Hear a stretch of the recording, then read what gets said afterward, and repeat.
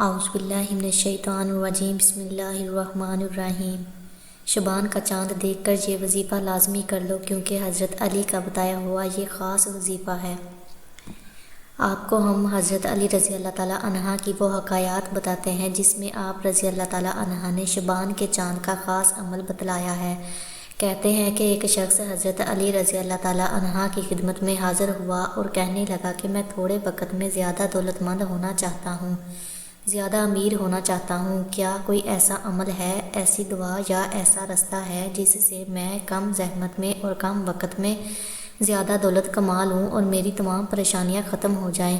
تو حضرت علی رضی اللہ تعالیٰ عنہ نے فرمایا، اے شخص آسمان کو دیکھ۔ اس نے جیسے ہی آسمان کو دیکھا تو آپ رضی اللہ تعالیٰ عنہ نے فرمایا، تمہیں کیا نظر آ رہا ہے؟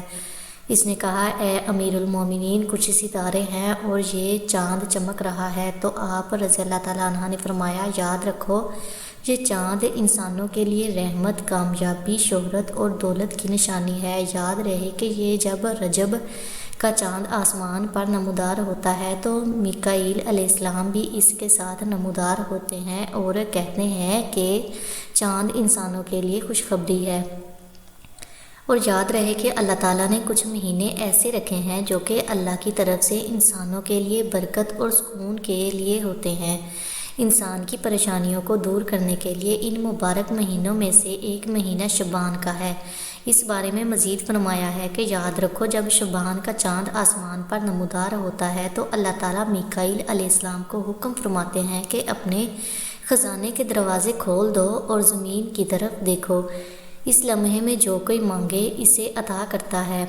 اے شخص، اگر تم بھی چاہتے ہو کہ کم زحمت میں تم دولت مند ہو جاؤ تو تم بھی شبان کا چاند دیکھ کر 3 مرتبہ سورۃ فاتحہ پڑھ لینا اور اللہ سے دعا کرنا کہ اللہ پاک میکائیل علیہ السلام کو حکم دے کہ وہ اپنے خزانے سے مجھے بھی دولت عطا فرمائے اور میری مفلسی اور پریشانیوں کو دور کرے۔ اس عمل کی برکت سے اللہ کے کرم سے تمہارے لیے آسمان سے رحمت اور برکت نازل ہوگی اور تمہاری تمام پریشانیاں ختم ہو جائیں گی۔ یاد رہے کہ بعض اوقات اللہ کے ہاں خاص قبولیت کے ہوتے ہیں جن میں اللہ تعالیٰ اپنے بندے کی دعاؤں کو قبول فرماتا ہے اور بندے پر ایسی رحمت کی نگاہ کرتا ہے کہ اس بندے کو مالا مال فرما دیتا ہے، اس کی زندگی کی پریشانیوں کو ختم فرما دیتا ہے۔ اس لیے چاہیے کہ بندہ اللہ تعالیٰ سے ہر وقت دعا مانگتا رہے اور اللہ کی رحمت سے کبھی بھی مایوس نہ ہو۔